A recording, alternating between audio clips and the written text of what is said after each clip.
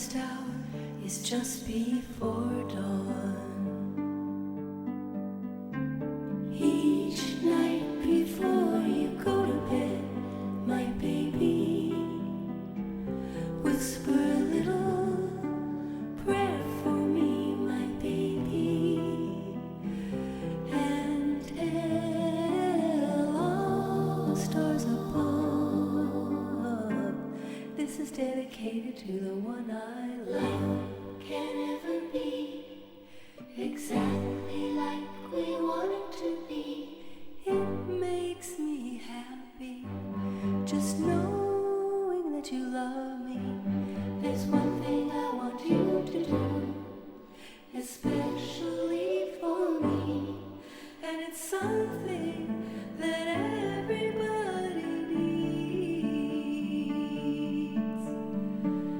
Each night before you go to bed, my baby, whisper a little prayer for me, my baby, and tell all the stars above, this is dedicated to the one I love. This is dedicated to the one I love. This is dedicated to the one I love. This is dedicated to the one I love. This is dedicated.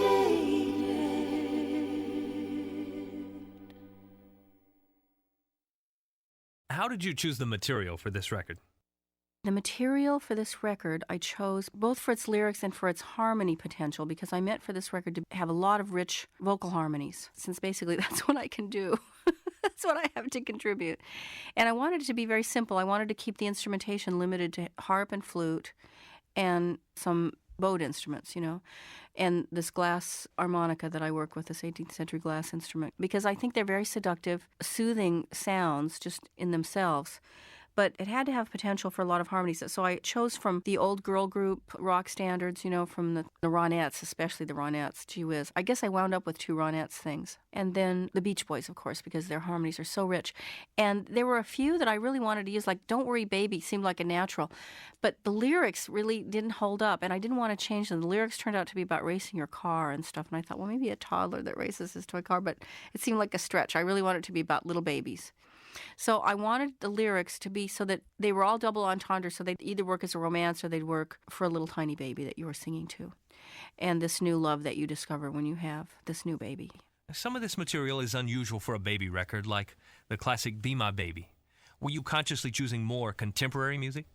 Not really, because that really was the music of my era, and it's what I wound up singing to my children. And the two exceptions are We Will Rock You, which is Queen, and the song that I wrote with Eric Kaz for Secret Garden, which I felt was appropriate, both because it was a lullaby and because it was for a children's movie. It was that song that kind of inspired this whole idea, because it was those textures that I was dabbling into, those kinds of vocal textures where I'm singing in a whisper. I sing this whole record in a whisper. It was such a discipline for me, being a belter with a big voice, to have to whisper every single phrase. That was what the challenge was really for the whole record. We kept saying, don't wake the baby. That'll wake the baby.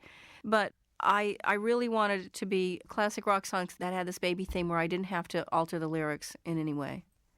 And I stayed very true to it musically. I set up a click track that was the exact tempo of the original. And I stayed with the phrasing. I kept rock and roll phrasing all the way through, and all the rhythm nuances were straight rock and roll, including the guy that played the basic tracks, because even though I have harp as the basic rhythm track all the way through the record, I used a sampled harp that he could trigger on the keyboard and hired a rock and roll keyboard player so they'd have the groove, because I found that rocking my own children with We Will Rock You, my little boy, I used to rock him with that, and the rocking exactly matched the rhythm of the rocking chair. When I examined the lyrics, I was just blown away by the way the lyrics are, where you're addressing this little boy, because boys are different from girls.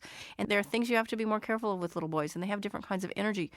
So there's the one moment of tension that's in the record comes sort of toward the end of We Will Rock You, where I bring in this idea of these fifths and this foreboding of things that could come. And that's why I want it to go into Winter Light, because Winter Light is the safe, protective thing. And I want whatever threat there is to be released into this warm, safe, all-engulfing idea of there you are in your mother's arms and everything's going to be fine.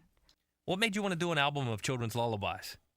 Well, first of all, I have to say it was the vocal textures. When I was producing Jimmy Webb's record, I started working with Valerie Carter a lot, and she is really my singing sister. I love to sing with her. And she brings out different things from my voice, just like my experiences of singing with Emmylou Harris or Erin Neville or any of the other vocals that I've sung with.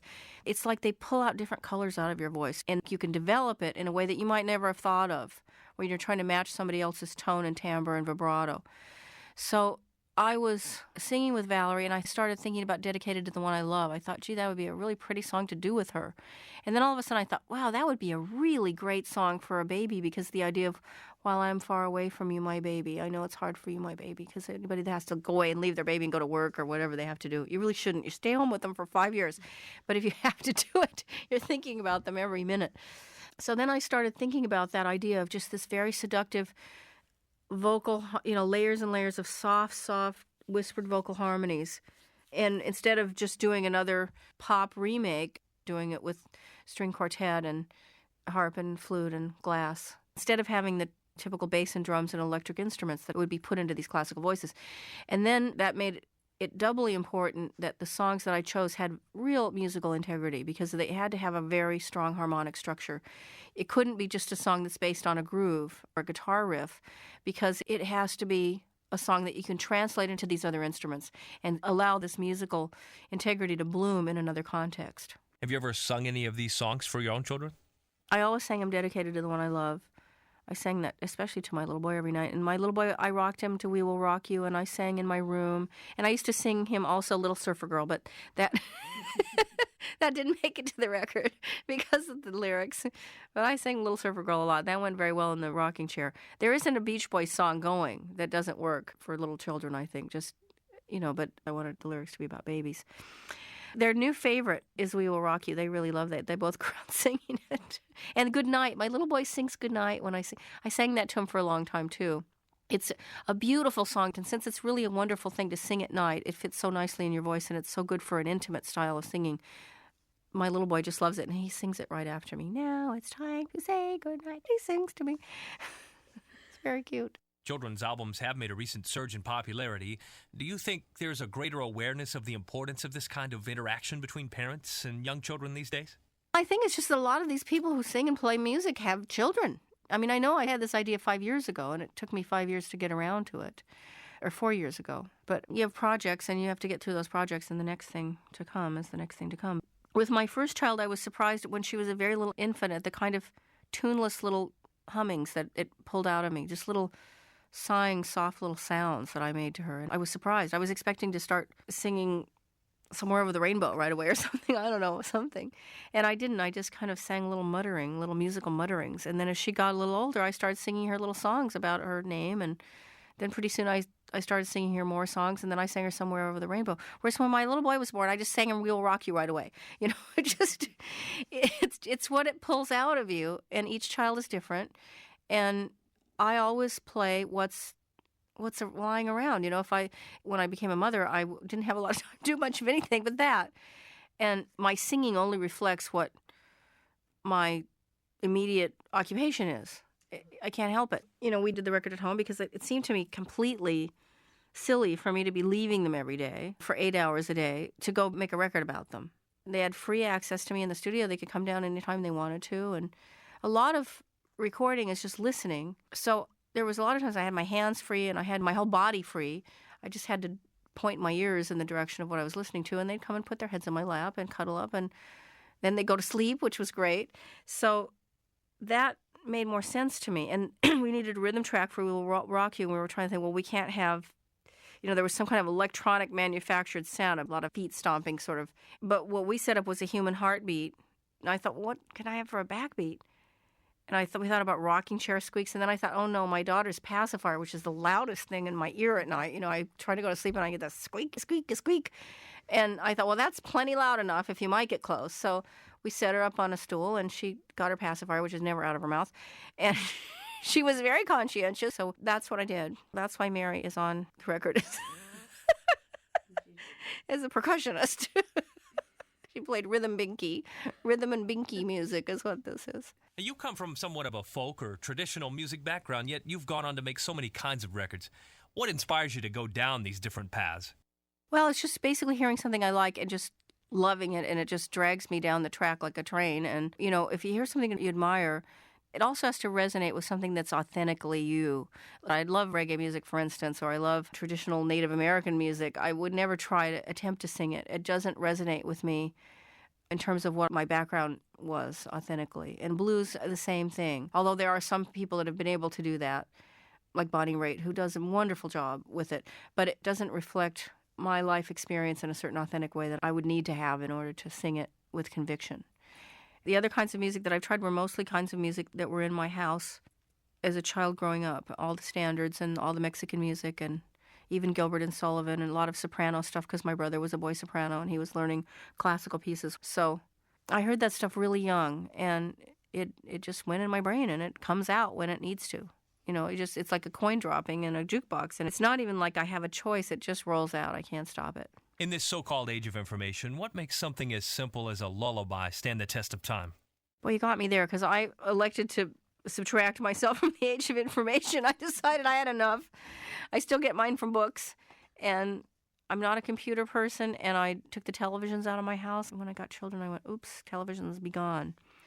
I think that it's biological. It's not just an aesthetic whim. And that we have a certain biological resonance with things like the interval of a fifth, especially for young children, that work all over the world. And they seem to transcend culture. They seem to transcend language. There are certain kinds of harmonies that don't represent the kind of energy that an adolescent might have, for instance, that are particularly for very young children. It's just not the energy of an adolescent. It's not the energy of a young adult. Why did you include the Brahms lullaby alongside the more modern songs on the album? That's the one exception that I made because I felt the record needed a dad. And Aaron was very convenient. Aaron has dad experience. And because he sings like an archangel, I can't imagine anything more wonderful than having Aaron Neville sing you to sleep if you're a little baby. And we set it in this glass harmonica, which was an instrument that was very popular at the time that Brahms was writing this music. We used Brahms' original arrangement, too, which is not the way that you usually hear it in the United States. And I just love it. It's so old-fashioned. And I was very surprised by what I learned from going to the original music and studying the original Brahms, because we've all heard it in music boxes, and we've heard it in jingles, and we've heard it in cartoons, and we've heard it in every way but the way that Brahms initially wrote it. So I was really thrilled to have that original thought there. Some of these songs are classic love songs.